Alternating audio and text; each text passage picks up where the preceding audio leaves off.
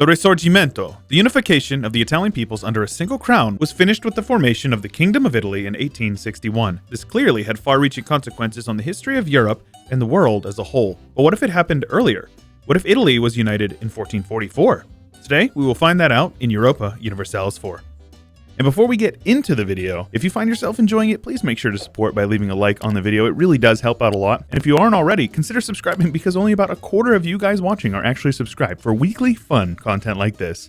Of course, we won't be playing as them. We're going to be activating our Drudernal mode here again and spectating. They are no longer in the Holy Roman Empire. They are a kingdom under the brave leadership of one King Benito Mussolini. And believe me, I understand that there are historically significant people that would be more appropriate to have in this position, but that's not why we're doing this. We're doing this because it's funny. They also have the Italian mission tree that was introduced in the Emperor DLC, as well as the very powerful Italian national ideas.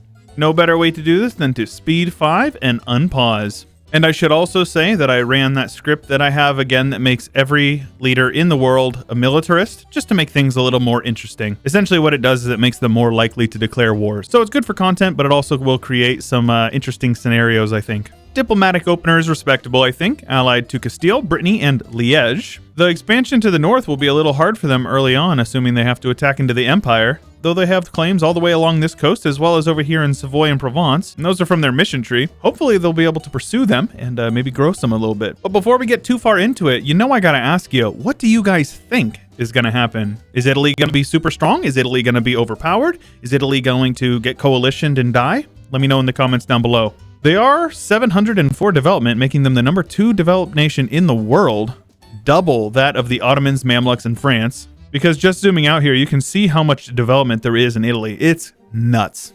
And here we are. Here's our first war against Venice. Though Venice has mostly been displaced over here to the other side of the Adriatic Sea. I wouldn't be surprised to see them take basically all of this over here, since the AI is more likely to take provinces they have claims on. Oof, and Italy rocking a cool 45,000 troops already.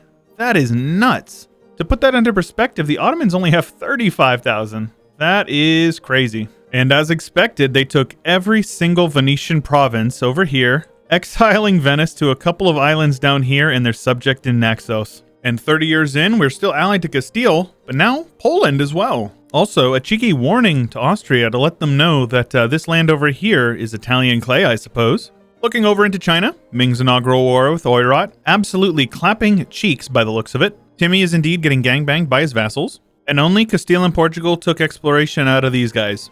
This may truly be the worst timeline for the Genoese, taken by France. Now this is what I'm talking about. Italy about that action. Ottomans have attacked Poland, calling in Italy as their ally. Poland without the personal union, with 38,000 troops, and Italy under Carlo V Emmanuel, rocking a clean 58. But not to be outdone, the Ottomans with innovative quantity have 95,000 because the Ottomans are overpowered, and nobody can change my mind. Regardless, it doesn't look like Italy will lose much in this war either way. They did annex Provence from Provence, and they are allied to a Castile with the personal union on Aragon. So despite this war being kind of a doozy, I don't think it's really going to affect them negatively in the long term. They might lose a province or two over here, but we'll see exactly how it goes. As far as idea groups go, we have administrative ideas and offensive ideas. Well, what do we have here?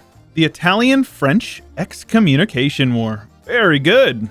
It appears that Italy and Spain have ganged up on France, and they definitely outnumber them. That's a lot of cannons to have this early, Italy. Though it looks like Italy is rotting all their men away on forts. Little early to be losing all your men in the mountains, isn't it, Italy? Gadorna hasn't even been born yet. But yeah, Spain definitely not feeling so good about all this. It seems like they're probably going to separate peace out. I'd be very surprised if they did not. But meanwhile, Italy is on Paris. I should also take a second to acknowledge that the Protestant Reformation has spawned. All 3 centers are here in central Germany, as well as Reformed has spawned over here in Koblenz. Also, I have never seen that statue right there. That is cool.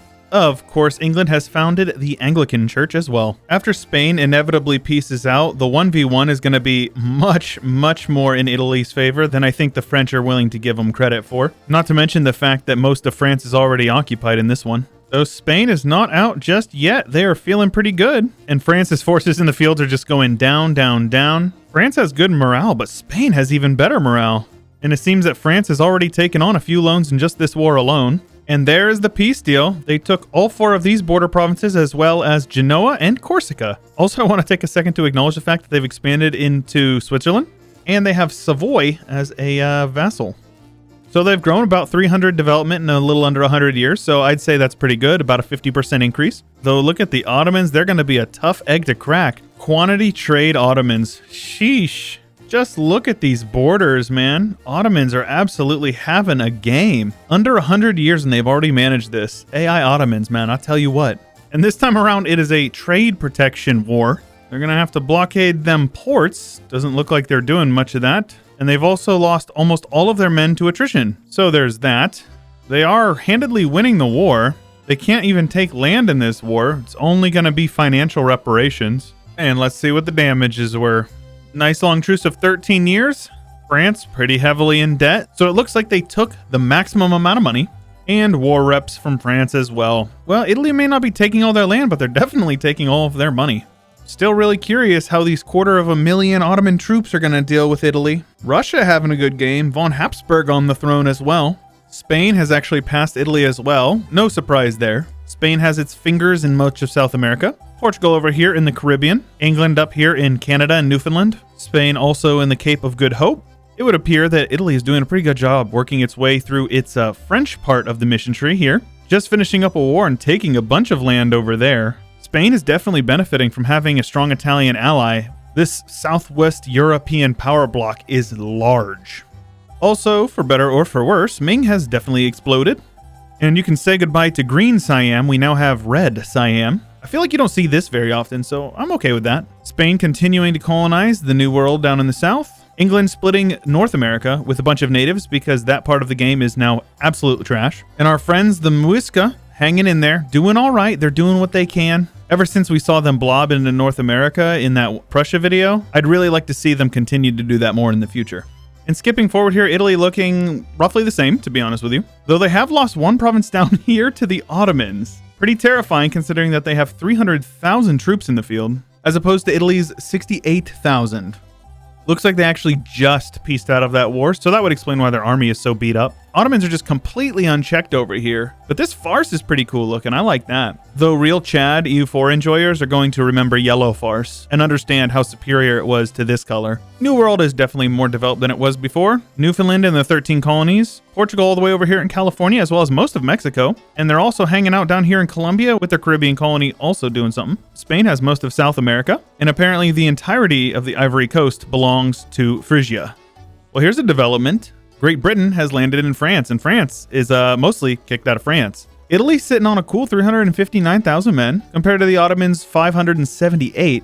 But you gotta remember, they also have their ally Spain, who's been very loyal up to this point. Another game where we see Deccan and a giant Bengal. I feel like that happened in my last video as well. Ethiopia looking pretty good, but the Ottomans are just absolutely dominating. Over 1,000 more development than Italy. That's nuts.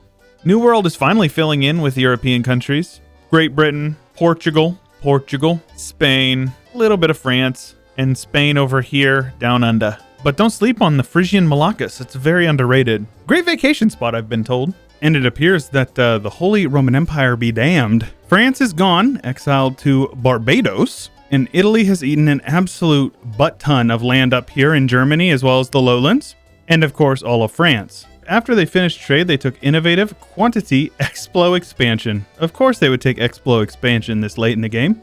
And I just cannot get over how absolutely massive this Ottomans is. All the way up to Krakow, Novgorod, all the way over to Perm, and as far east as Kazakhstan. Though I do have to say, I think Fars might be the MVP of this run. Bengal has eaten up most of Southeast Asia, and China has been split between Shun and Wu. The New World is basically just a cleaned up version of what it was the last time we looked, as is South America. Both continents are fully colonized. Also, I think it's hilarious that Austria has just migrated up here into Weimar. To put it into perspective, this is where they start the game. So they've just slowly migrated up this way, probably because they had Bohemia and Hungary integrated at one point. POV, you're the Holy Roman Emperor and Italy exists and doesn't let you pass a single reform, and then even probably yoinks them whenever you do pass them. But at least Catholic is the dominant faith. And when it's all said and done, here's what we end up with. An absolute behemoth of an Italy, taking all of France and a good half of Germany as well as Austria, and a bunch of land over here in Slovenia and Croatia. Ottomans are absolutely massive. Bengal, absolutely massive. And Wu over here replaced the Ming. Deccan and Gujarat split most of India. Spain in control of most of South America. Portugal and England splitting North America. Italy ended up taking military hegemon, though they definitely are not fulfilling that requirement right now. They finished with number 2 great power, which is, funnily enough, where they started the campaign actually. 1100 and some odd development under the Ottomans, but they are allied to the number 3, who is roughly the same development as them. I thought that this was pretty hilarious. The Holy Roman Empire is ran by Spain, whose only elector is Hamburg, who is now voting for Bosnia. Italy finished by taking diplomatic at the end, that way they could get that extra bit of province war score cost. I believe when I looked, the revolution was over here in Gelra, and I think that they actually just dismantled it within the last couple of years. Regardless, it's a pretty wimpy revolution. As far as I know, it's only Poland that follows it. Religious map, Anglican, Catholic, Protestant, about what you would expect in North and South America based on their overlords. Spain converted most of Northern Africa, and the Ottomans converted nothing because the dhimmi are very annoying and are used very weirdly by the AI. Again, Bengal getting into Southeast Asia and converting much of that land over there. If you enjoyed that, make sure you let me know by leaving a like on the video. For early access to all of my YouTube videos, you can check out my Patreon linked in the description below, as well as some monthly live streams that should be quite a bit of fun. If you want to join my Discord, my subreddit, or my Twitter, they're all linked in the description below the video. If you have any suggestions, let me know in the comments down below. And until next time, stay chill.